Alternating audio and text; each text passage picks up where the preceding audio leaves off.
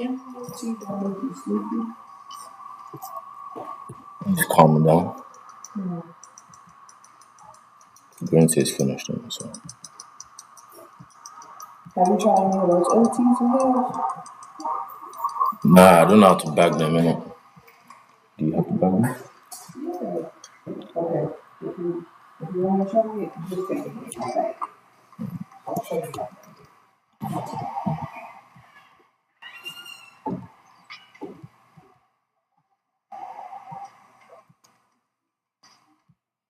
State Farm paid $104 billion. Progressive made $7 billion. You think that's by accident? Look, I've been in this business for 30 years helping people.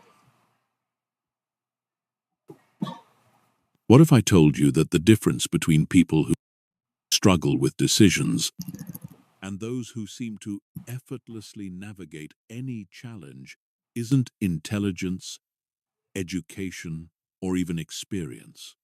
The real difference is that some people have trained their brains to think strategically, while others are trapped in reactive thinking patterns that keep them stuck. Every single day, you make hundreds of decisions. From the moment you wake up to the time you go to sleep, your brain is constantly processing information, evaluating options, and choosing paths forward. But here's the problem. Most people are making these decisions with an untrained mind. They're using mental shortcuts, falling for cognitive traps, and following emotional impulses instead of logical analysis. The result?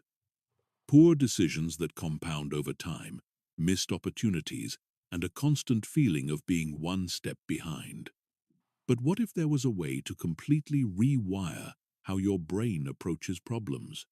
What if you could develop the same type of strategic thinking that allows chess grandmasters to see 20 moves ahead, or that enables successful entrepreneurs to spot opportunities that others miss entirely? That's exactly what we're going to explore today. You're about to discover the hidden science behind strategic thinking. Learn how to identify and eliminate the mental biases that cloud your judgment and master the cognitive tools that will allow you to outsmart virtually any situation you encounter. This isn't about becoming more intelligent in the traditional sense.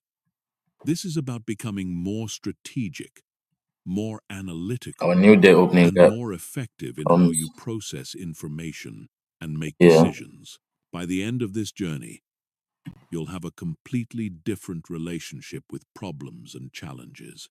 Instead of feeling overwhelmed or uncertain, you'll approach each situation with confidence, knowing that you have the mental tools to break it down, analyze it thoroughly, and find the optimal solution. Chapter 1. The foundation Seems like of they want to use 9:15 strategic to go. intelligence. Most people go But through life playing mental from next checkers, month, I'm going while to a start select using that to few are sell again playing because chess. September hasn't The been showing me difference that isn't talent or luck. they would want to It's go in a approach. one-time movement. Strategic Probably low intelligence patient with is the ability my to see patterns where others see chaos, to anticipate we have 10 outcomes o'clock before news they as well. manifest, and to position yourself So advantageously looking to in get my any entry in situation. the next But here's what most people misunderstand about strategic thinking. It's not about being naturally smart or having some innate gift for analysis. Strategic intelligence is a trained skill, and like any skill, it can be developed through understanding the right principles and at the moment we practicing just the have a correct presentation. techniques. The foundation of strategic intelligence rests on 4 core pillars. The first pillar is systems thinking. This means understanding that everything is connected to everything else.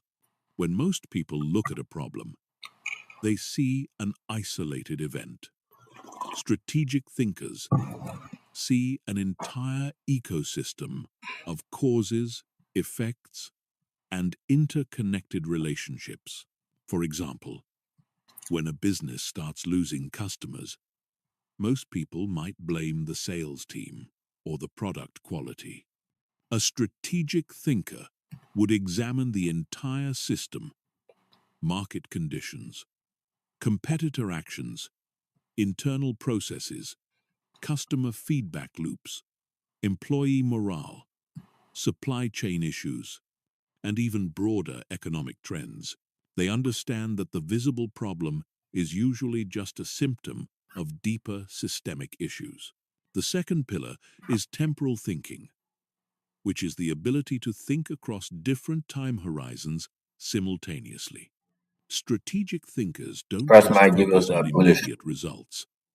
They constantly evaluate how current decisions will price impact action to run at outcomes the in equal 6 price, you know. months, 2 years, or even a decade from now. They understand that the most important So at the moment, consequences we of had a any decision dealing often range don't and we appear ran out of sell immediately. first. This temporal perspective So this could be allows a them to pullback make decisions that might seem tomorrow. suboptimal in the short term, but create massive advantages over time. Warren Buffett exemplifies this perfectly when he holds stocks for decades, while others are focused on quarterly returns. He's Let's see what happens. optimizing for a completely different time horizon, and that's what gives him his edge. The third pillar is probabilistic thinking. Instead of thinking in absolutes, strategic thinkers think in probabilities and ranges of outcomes. They don't ask, will this work? They ask, what's the probability this will work? I'm probably going to And enter what are the by potential ranges of at outcomes? the midpoint This of this, allows them to make better decisions under uncertainty just because and of to this prepare for multiple scenarios IOG. simultaneously. When Jeff Bezos decided to start Amazon, he didn't know it would become one of the world's largest companies. But he calculated that there was a high probability that internet commerce would grow significantly, and he positioned himself to capture value from that trend, regardless of the specific outcome. The fourth pillar is leverage thinking.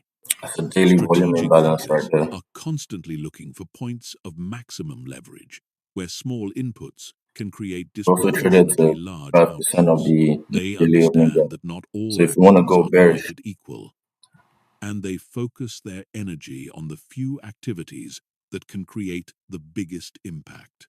This is why strategic thinkers often seem to accomplish more with less effort. They're not working harder. They're working on higher leverage activities. They might spend weeks thinking through a decision that will save them months of execution time later. But developing strategic intelligence requires more than just understanding these concepts intellectually. You need to rewire your brain's default thinking patterns. Most people's brains are short. optimized for survival in immediate, physical Order environments. filled. We're programmed to react quickly to threats, to conserve energy, and to stick with familiar patterns. These evolved mental shortcuts served our ancestors well when they were avoiding predators on the savannah, but they're poorly suited for navigating complex modern challenges. Strategic intelligence requires us to override these default patterns and train our brains to think more deliberately and systematically. The process begins with developing metacognitive awareness, which means becoming conscious of how you think. Most people are completely unconscious of their thought processes. They have thoughts, but they don't observe themselves thinking. Strategic thinkers develop the ability to step outside their own mental processes and observe them objectively. This allows them to catch themselves when they're falling into mental traps, to recognize when their emotions are clouding their judgment, and to deliberately choose more effective thinking strategies. It's like developing an internal observer who can monitor and guide your thought processes in real time. The next step is building cognitive flexibility. This is the ability to shift between different thinking modes, depending on what the situation requires. Sometimes you need to think analytically and break down complex problems into component parts. Other times, you need to think synthetically and see how disparate elements connect into larger patterns. Strategic thinkers develop a toolkit of different thinking approaches. and become skilled at selecting the right tool for each situation. They might use systematic analysis for technical problems, creative brainstorming for innovation challenges, and game-theoretic thinking for competitive situations.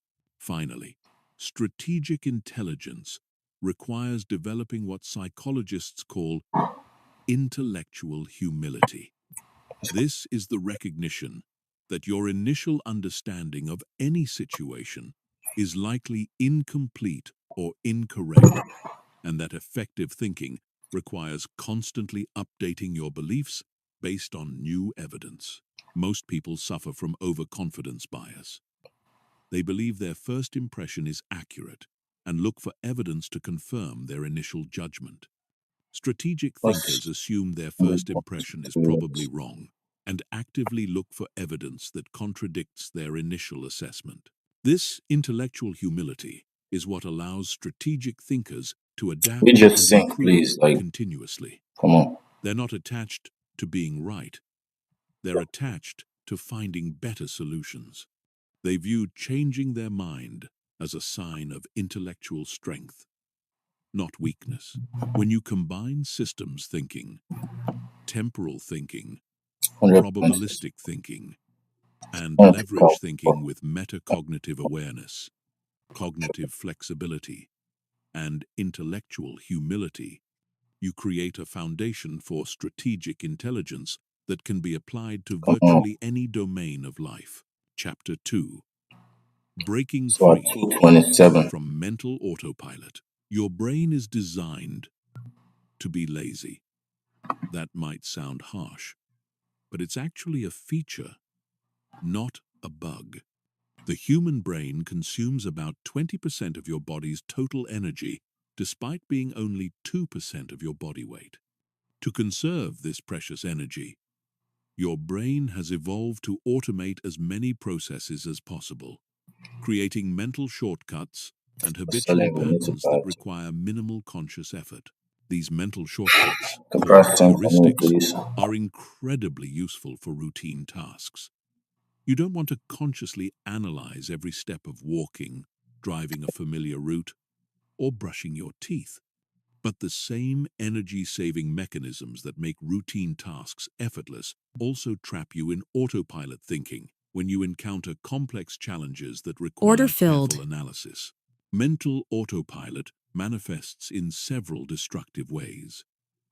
The first is pattern matching without context analysis. When you encounter a new situation, your brain immediately searches for familiar patterns and tries to apply previously successful solutions.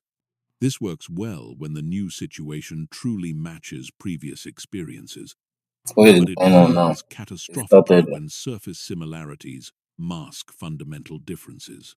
For example, many business leaders who succeeded in stable markets fail when conditions become volatile because they keep applying strategies that worked in the past without recognizing that the underlying But dynamics have changed.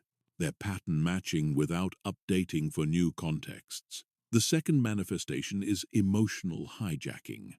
When you encounter stress, uncertainty, or conflict, primitive parts of your brain designed for physical survival take over from the more sophisticated regions responsible for strategic thinking.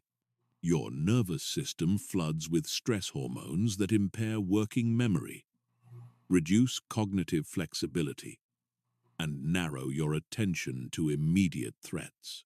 This is why people often make their worst decisions when the stakes are highest. The pressure of important decisions triggers the exact mental state that's least conducive to let's good go, man. decision-making.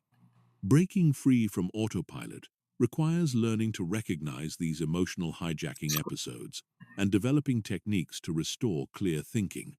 The third manifestation is cognitive conservatism, which is the tendency to stick with familiar approaches even when they're no Let's longer see if we can optimal. get the Your brain BPR treats closure and new I'm gonna just approaches close over as there. risky because they That's require that energy and 195. attention, while familiar approaches feel safe because they've been successful before. This bias toward the familiar keeps people trapped in suboptimal patterns long after better alternatives become So, available. It's why organizations often resist innovation, why individuals stay in unsatisfying situations, and why entire industries can be disrupted by outsiders oh, who aren't constrained by traditional thinking. Breaking free from mental autopilot requires developing what neuroscientists call cognitive control. This is your ability to consciously direct your attention, override automatic responses, and choose more deliberate Order thinking filled. strategies. Think of it as developing a mental done right there. override system that can 120 take points, man. control when your default patterns That was aren't really good serving you. trade right there. The first step in developing cognitive control is creating trigger recognition You're trying to systems. These are mental alerts that you're help you trying to recognize when you're get operating on like autopilot and need to shift into more deliberate so thinking. Some common triggers include feeling stuck on a a good trade, problem, man. experiencing strong emotional reactions, Trade. It should hit 60 for noticing sure. that you're applying familiar solutions without analysis, or realizing that you're avoiding difficult decisions. When you notice these triggers, the next step is implementing what psychologists call cognitive It is. debiasing techniques. These are specific mental exercises designed to counteract your brain's automatic shortcuts and restore clear thinking. One powerful technique is the outside view method. When you're analyzing a situation, instead of focusing on the specific details that make your situation feel unique, you step back and ask, what typically happens in situations like this? This forces you to consider base rates and statistical patterns rather than getting lost in the details that make your situation feel special. Another essential technique is prospective hindsight, also known as the pre-mortem. Instead of trying to predict what will go right, you imagine that your plan has failed spectacularly and work backward to identify what could have caused the failure. This technique is remarkably effective at revealing blind spots and potential problems that normal planning processes miss. A third critical technique is consider the opposite. Whenever you form a strong opinion or reach a confident conclusion, you deliberately generate arguments for the opposite position. This isn't about becoming indecisive or losing confidence in your judgment. It's about stress testing your thinking and ensuring that your conclusions can withstand scrutiny. But perhaps the most important cognitive debiasing technique is developing what researchers call intellectual empathy. This is the ability to genuinely understand perspectives that differ from your own, not just superficially, but at a deep level where you can see how reasonable people might reach different conclusions. Intellectual empathy requires you to suppress your natural tendency to judge other perspectives as wrong or inferior, and instead work to understand the logic and evidence that supports different viewpoints. This doesn't mean becoming relativistic or believing that all opinions are equally valid. It means becoming more sophisticated in your analysis by understanding the full landscape of reasonable positions. Developing cognitive control also requires building better emotional regulation skills, since emotional hijacking is one of the primary ways that autopilot thinking takes over. Learning to manage your emotional state is crucial for maintaining clear thinking under pressure. One of the most effective emotional regulation techniques is cognitive reappraisal, which involves changing how you interpret challenging situations. Instead of viewing obstacles as threats to be avoided, you can reframe them as puzzles to be solved or opportunities to develop new capabilities. This reframing isn't about positive thinking or denying reality. It's about choosing interpretations that promote clear thinking rather than emotional reactivity. When you view a challenge as a threat, your brain activates fight-or-flight responses that impair analytical thinking. When you view the same challenge as an interesting problem, your brain activates curiosity and exploration systems that enhance cognitive performance. Another powerful emotional regulation technique is temporal distancing. When you're experiencing strong emotions about a situation, you ask yourself how you'll feel about this situation in 10 years, or how someone from a different culture or time period might view it. This perspective shift helps reduce emotional intensity and restore analytical thinking. The goal isn't to eliminate emotions from decision-making entirely. Emotions provide valuable information about your values, preferences, and intuitive assessments. The goal is to prevent emotions from overwhelming your analytical capabilities so that you can integrate emotional and rational information effectively. Breaking free from mental autopilot is an ongoing process, not a one-time achievement. Your brain will always have a tendency to revert to automatic patterns, especially under stress or time pressure. The key is developing the awareness to recognize when you're operating on autopilot and the tools to shift into more deliberate thinking when the situation requires it. Chapter 3. Recognizing and defeating cognitive biases. Your brain lies to you constantly, and it does so in predictable ways. These lies aren't intentional deceptions. They're systematic errors in thinking called cognitive biases.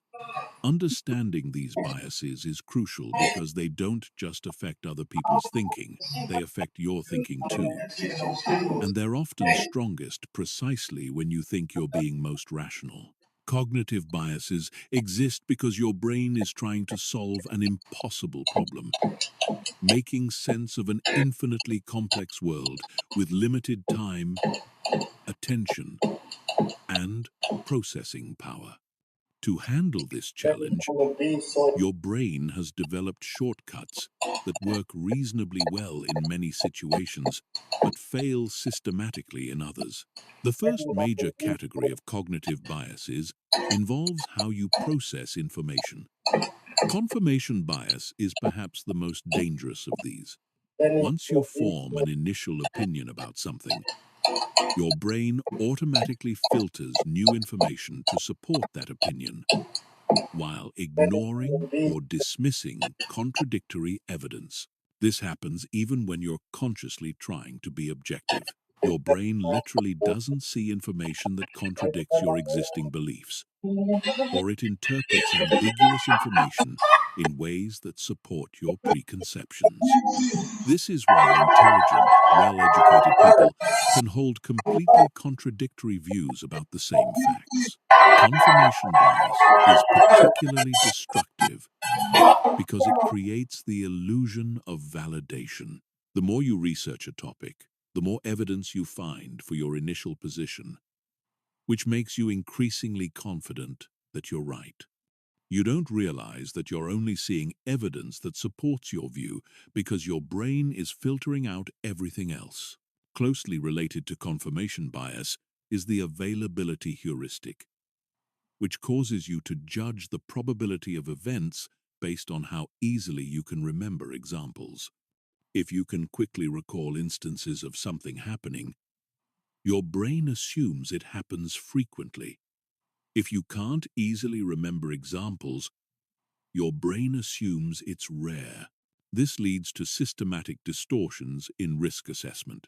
People overestimate the danger of dramatic but rare events like plane crashes or terrorist attacks because these events are highly memorable and frequently reported in media. Meanwhile, they underestimate the risk of common but mundane dangers like heart disease or car accidents because these don't create vivid, memorable impressions. The availability heuristic also affects how you evaluate your own performance and potential. If you can easily remember your failures, you'll underestimate your abilities. If you can easily remember your successes, you'll overestimate them. Your self-assessment becomes a function of memory accessibility rather than actual performance patterns. Another critical information processing bias is anchoring, which occurs when the first piece of information you encounter about a topic disproportionately influences all subsequent judgments. Even when you know that initial information is irrelevant or unreliable, it still affects your thinking. Anchoring explains why negotiation tactics like making extreme initial offers are so effective, why first impressions are so powerful, and It why it's hasn't so difficult to update your got to the opinions midpoint yet, even so when you encounter compelling contradictory evidence. Your brain treats the first even though the information as a reference point and then makes adjustments from there. But these adjustments is to are run out of typically insufficient. The sitting where second major category probably of still cognitive biases the involves how you make stars they predictions and probably move assess max already. probabilities. The I like planning how price fallacy starting to causes you expand. to systematically underestimate how long projects will take and Shit, overestimate how likely you are to achieve optimistic outcomes. it's gonna This happens tell the even half when of you the have extensive experience with man. similar projects that took longer than expected. The planning fallacy occurs because when you're making predictions about your own projects, you focus on the specific plan you've developed and imagine everything going according to that plan.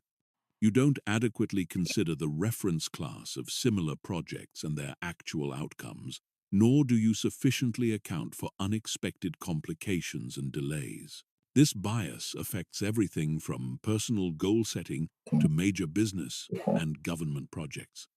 It's why software development projects routinely exceed their timelines, why construction projects go over budget, and why people consistently fail to achieve their personal improvement goals on the timelines they set.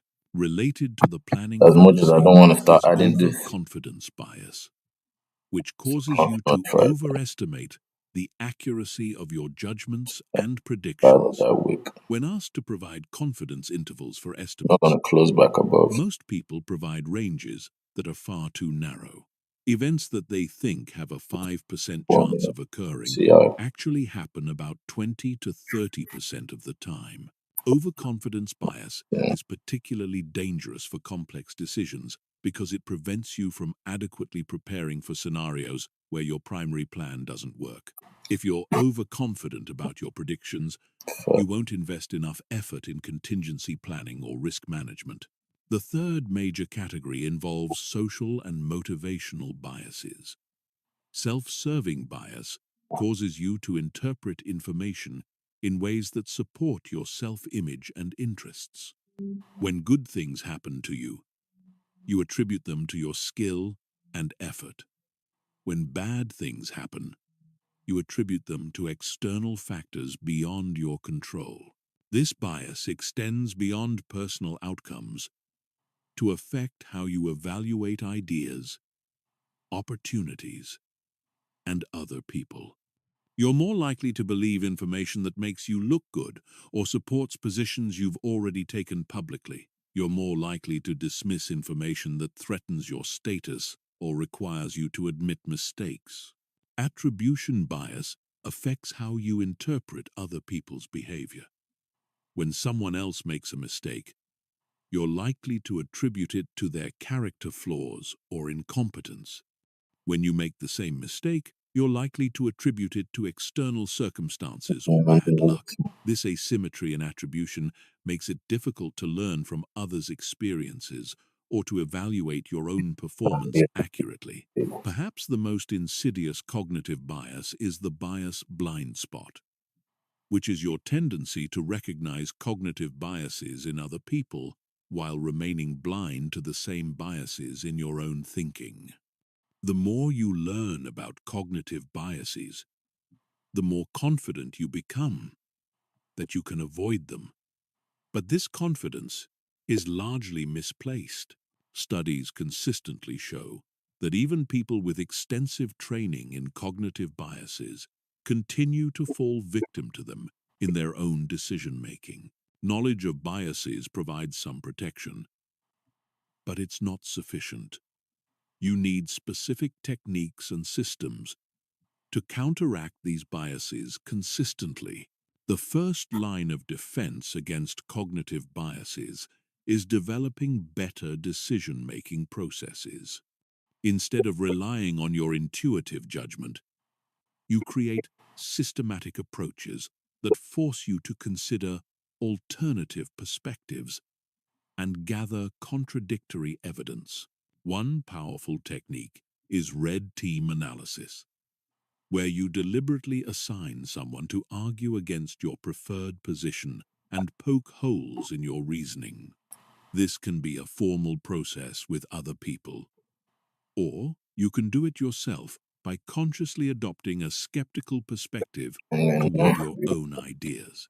Another essential technique is base rate analysis. Before making predictions about specific situations, you research what typically happens in similar situations. This helps counteract overconfidence and planning fallacy by grounding your predictions in empirical data rather than optimistic scenarios. Reference class forecasting involves identifying a broad class of similar projects or decisions and using the statistical distribution of outcomes in that reference class to calibrate your expectations. Instead of asking, "How long will my project take?" you ask, "How long do projects like this typically take?" And then consider what makes your project likely to be faster or slower than average. For complex decisions, you can use structured decision-making frameworks like decision trees or weighted scoring models. These frameworks force you to explicitly identify your assumptions, quantify your judgments, and consider multiple factors systematically, rather than relying on intuitive overall impressions. Perhaps most importantly, you need to cultivate intellectual humility about the reliability of your own thinking.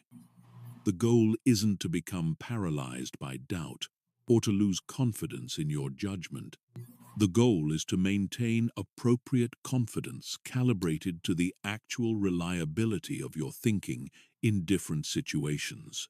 This means being highly confident about things you truly know well, while maintaining much more uncertainty about complex, novel, or emotionally charged situations where cognitive biases are most likely to affect your thinking. Chapter 4. The Power of Mental Models. Mental models are perhaps the most powerful tools in strategic thinking. Yet most people go through life using only a handful of these cognitive frameworks without even realizing it. A mental model is essentially a simplified representation of how something works. It's a thinking tool that helps you It's been a nice understand, morning, man. predict, and navigate complex situations by providing structure for your analysis. The extraordinary We power did of reach mental the models lies in their ability to lower transfer quadrant of insights across domains. the DPR over here. When you truly understand a mental model, you can apply it to Might start trading situations lower far into the beyond where you compressed originally from learned it. This is why the polymaths point, and strategic thinkers something like that. often seem to have insights that specialists But, yeah, miss. They're applying mental models from different fields to illuminate new aspects of problems. Consider the mental model of compound interest, which most people understand only in financial contexts. But compound interest applies to any situation where small, consistent actions create exponential results over time. Learning compounds when you build knowledge on previous knowledge. Relationships compound when trust builds on previous positive interactions. Skills compound when new capabilities build on existing foundations. Understanding compound interest as a general mental model helps you recognize these patterns across all areas of life and make better decisions about where to invest your time and attention. You start looking for opportunities to create compound effects rather than just linear improvements. The first category of essential mental models involves understanding systems and feedback loops. The most fundamental of these is the concept of feedback loops themselves. A feedback loop occurs when the outputs of a There we go. system So this are is what we actually routed want. back as inputs, So now creating a loop of cause and effect. Positive feedback loops amplify changes, we gotta wait for creating IFVG. exponential growth or decline. For When a first company's task this, if you success get close allows back it to below, attract better 30 talent, minutes. which leads to better products, which leads to more success, that's a positive feedback loop. When a person's lack of confidence leads to poor performance, which leads to more self-doubt, which leads to worse performance, that's also a positive feedback loop, but in a destructive direction. Negative feedback loops create stability by counteracting changes. When you feel cold, you shiver to generate heat, which warms you up, which reduces the shivering. When a market price gets too high, demand decreases, which causes the price to fall back down. Understanding feedback loops helps you identify why some problems persist despite your efforts to solve them, why some strategies create unexpectedly dramatic results, and how to design interventions that work with natural system dynamics rather than against them. Another crucial systems model is the concept of leverage points. These are places within a system where small changes can produce big impacts. Most people focus on changing parameters within systems, trying to work harder or do more of what they're already doing. But higher leverage comes from changing the structure of systems, the goals of systems, or the paradigms that create systems. For example, if you're trying to improve your health, you could focus on the parameter level by exercising more or eating better. But higher leverage might come from changing your environment to make healthy choices easier, or changing your identity to see yourself as someone who naturally makes healthy choices.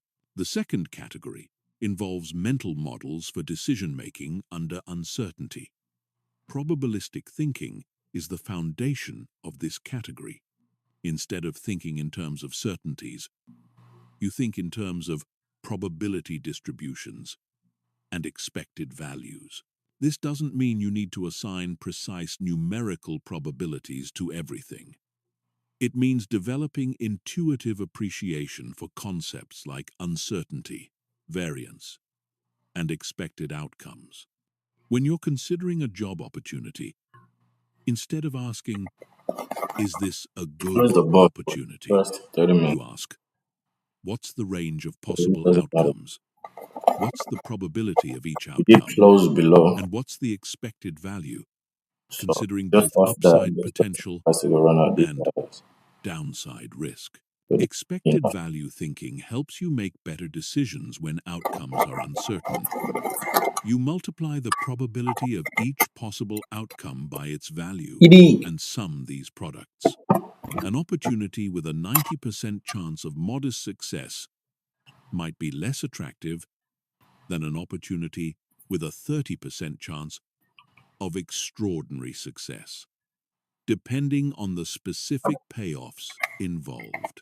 Closely related is the concept of optionality, which involves creating situations where you have the right, but not the obligation to take advantage of future opportunities. Options are valuable because they provide upside potential while limiting downside risk. In career terms, developing diverse skills creates optionality because it gives you more choices about how to respond to changing market conditions. In business, maintaining financial reserves creates optionality because it allows you to invest in unexpected opportunities or survive unexpected challenges. The third category involves mental models for understanding human behavior and social dynamics. One of the most powerful is the concept of incentives.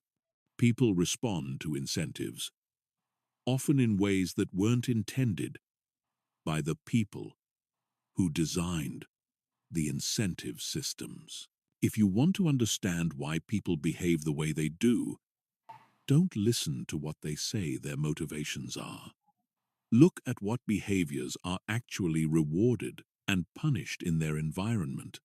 If a company says it values innovation but only promotes people who avoid risks, employees will learn to avoid risks regardless of the company's stated values.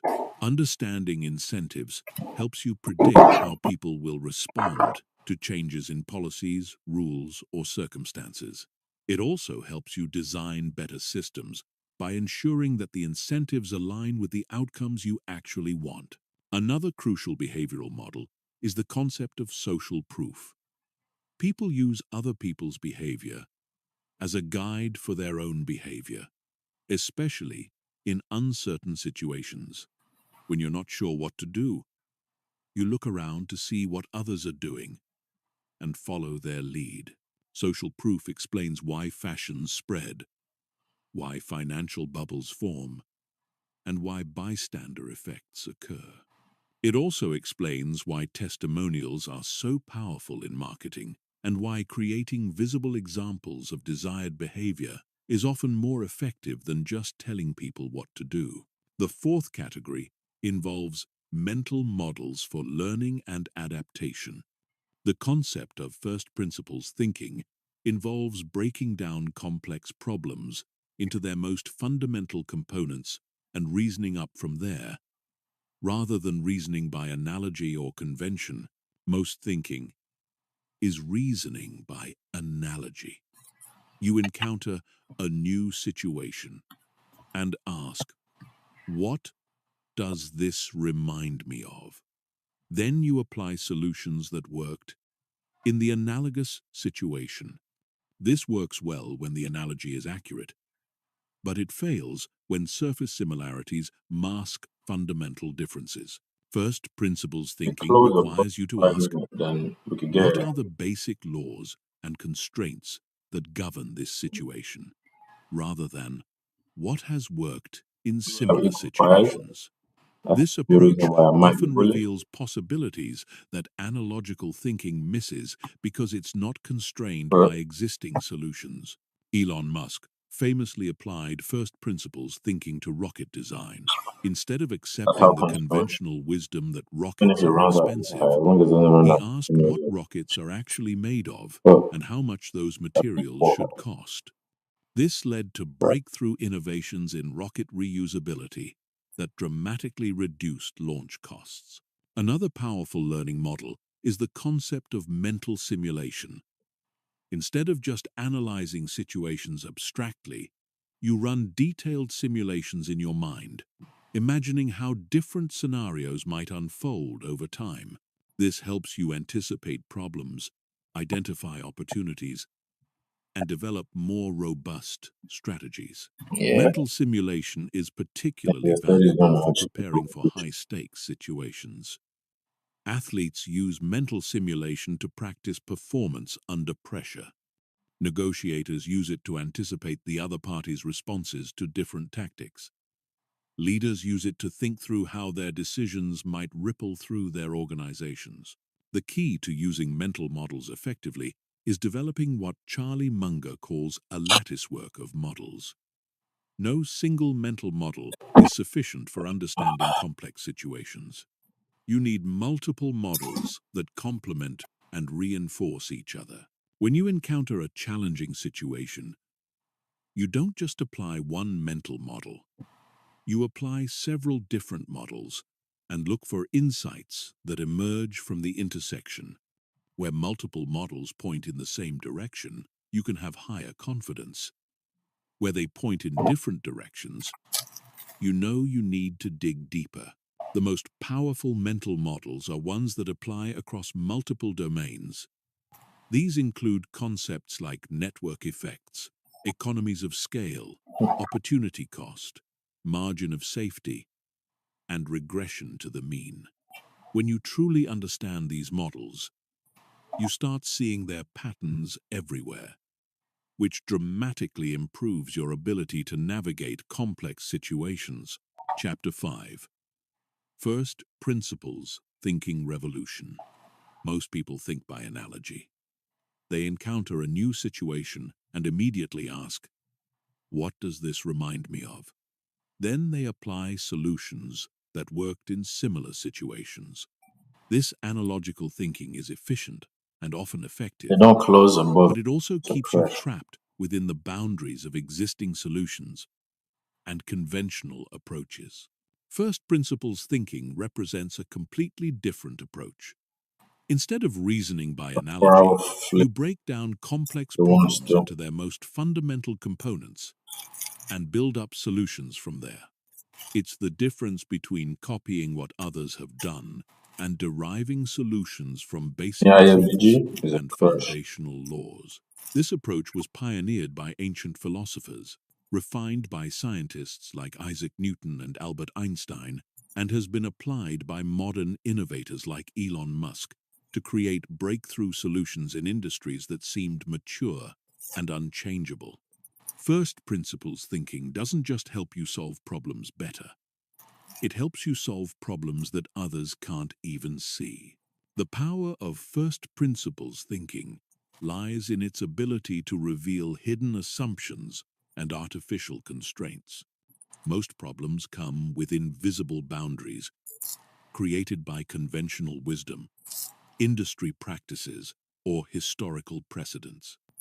When you reason by analogy, you inherit these constraints without even recognizing them.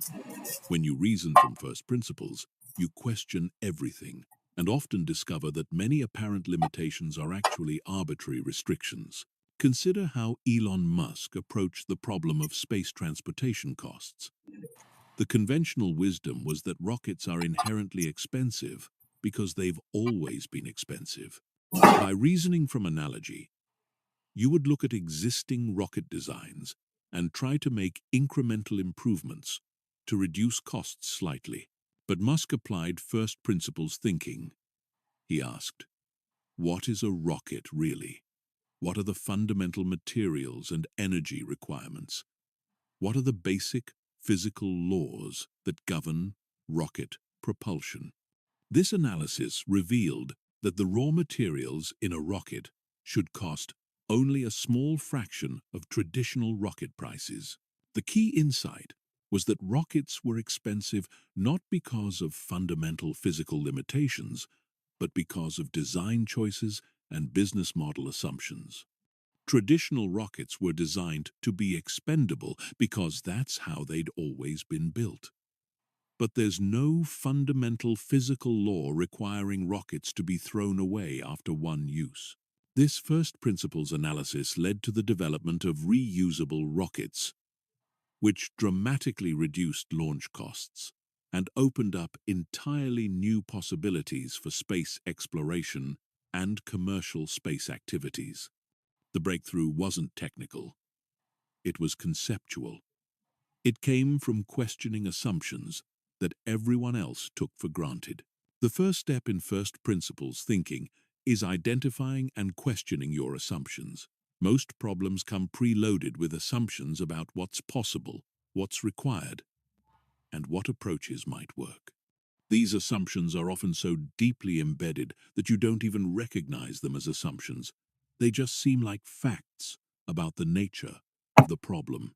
To surface these hidden assumptions, you need to constantly ask, why? And what if this weren't true?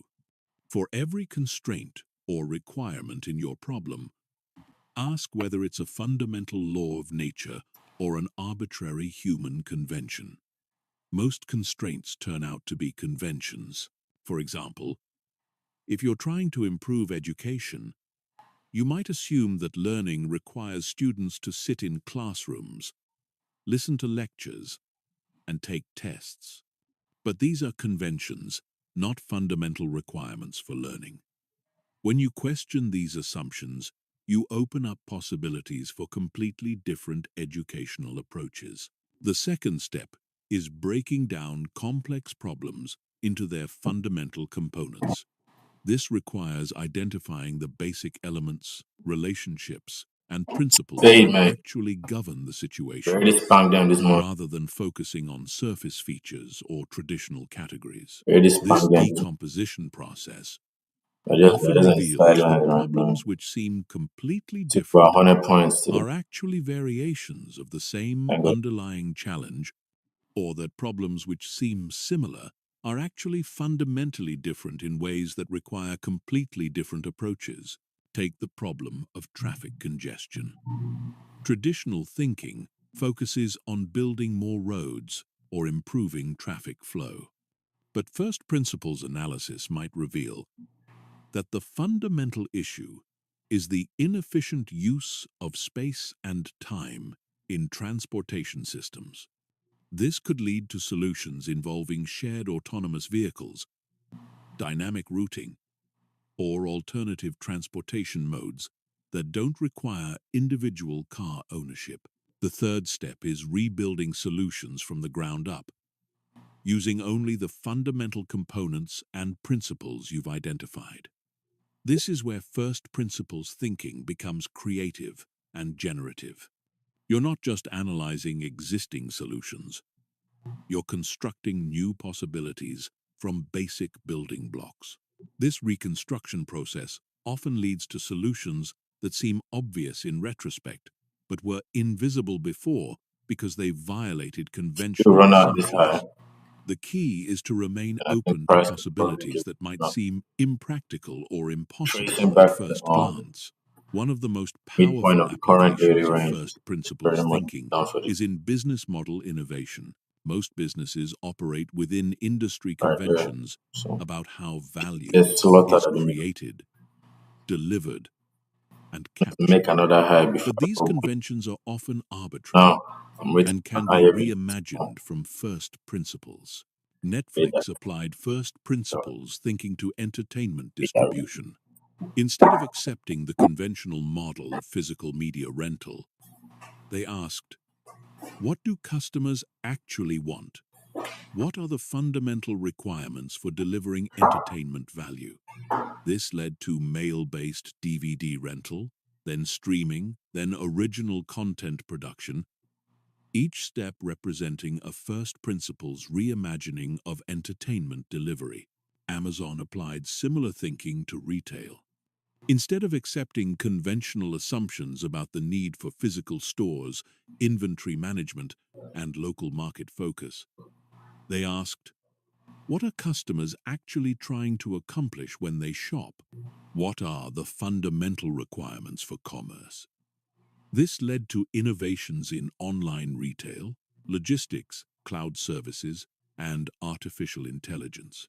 First principles thinking is particularly powerful for personal development and career strategy.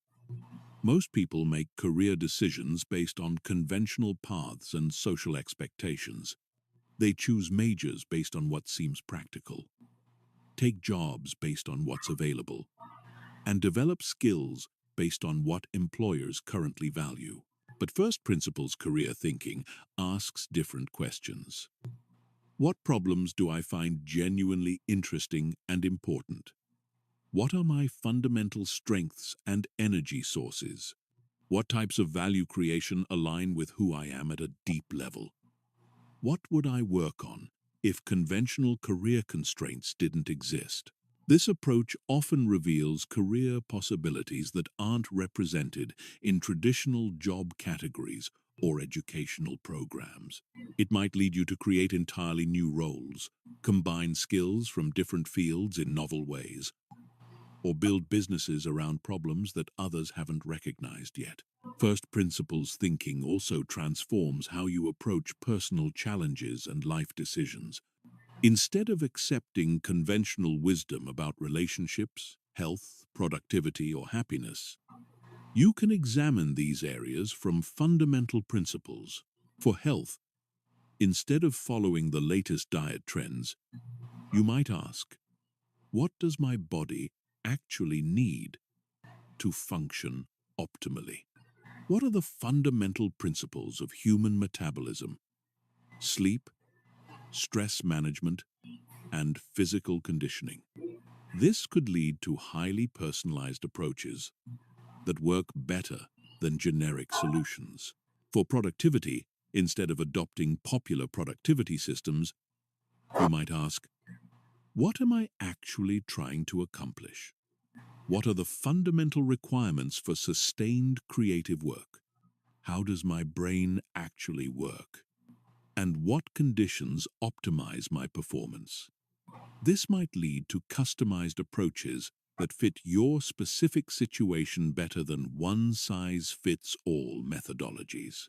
However, first principles thinking isn't always the right approach. It requires significant time and mental energy, and it's not necessary for every decision. You should use first principles thinking for important, complex, or novel situations where conventional approaches aren't working or where breakthrough solutions could create significant value. For routine decisions or well-understood problems, analogical thinking is often more efficient and appropriate. The key is knowing when to apply which approach and having the cognitive flexibility to shift between different thinking modes as situations require. First principles thinking also requires intellectual courage. When you question fundamental assumptions and propose solutions that violate conventional wisdom, you'll often face skepticism and resistance.